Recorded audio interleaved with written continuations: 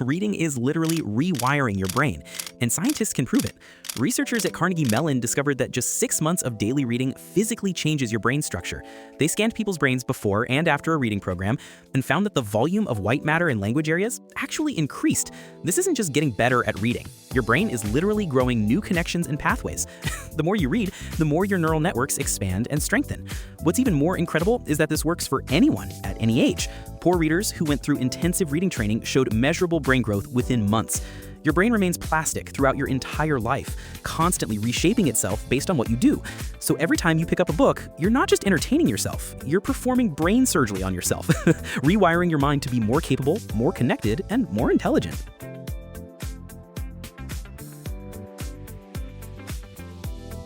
Someone wrote a 50,000-word novel without using the letter E, the most common letter in English.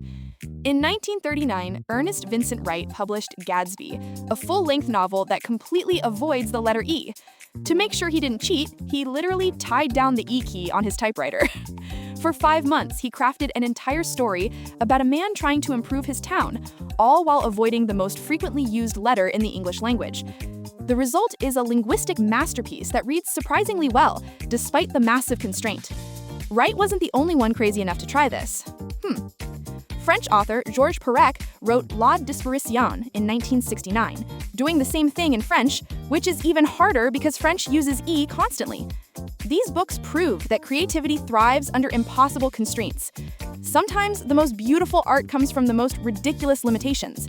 It makes you wonder what other impossible things are just waiting for someone brave enough to try.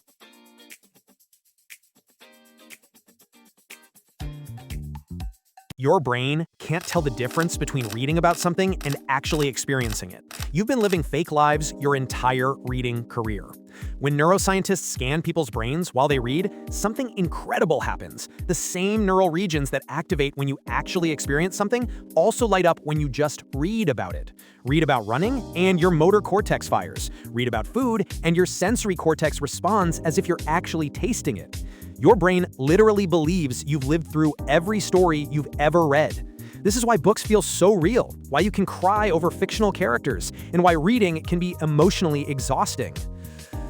You're not just imagining these experiences. As far as your brain is concerned, you've actually lived them. This makes reading the ultimate virtual reality experience, more immersive than any technology we've created. Every book you've read has given you memories of lives you've never lived, experiences you've never had, and emotions from events that never happened to you.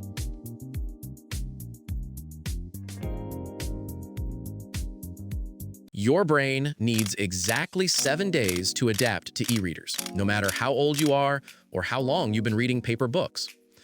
Scientists have discovered that the human brain has a precise adaptation timeline for new reading technology.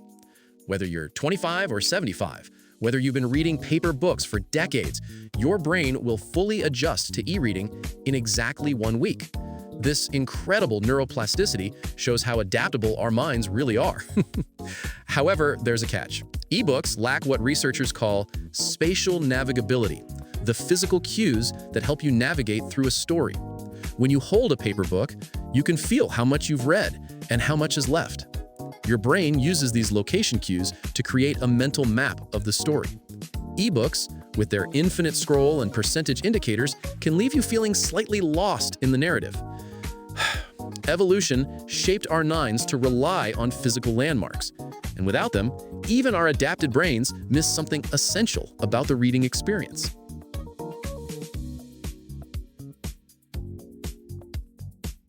Book lovers practice a secret religion, and you probably follow it without realizing it. Many readers have developed an elaborate set of unwritten rules and superstitions around books that border on the spiritual. Some believe that breaking a book's spine bruises its spirit, while others think placing a book on the floor invites bad luck. These aren't just quirky preferences, they're part of a deep-seated reverence for books as sacred objects. For these readers, a book isn't just paper and ink, it's a living thing with feelings that deserves respect and care. This hidden mythology turns reading into a ritual, and libraries into temples. The way you treat your books reveals your place in this literary religion.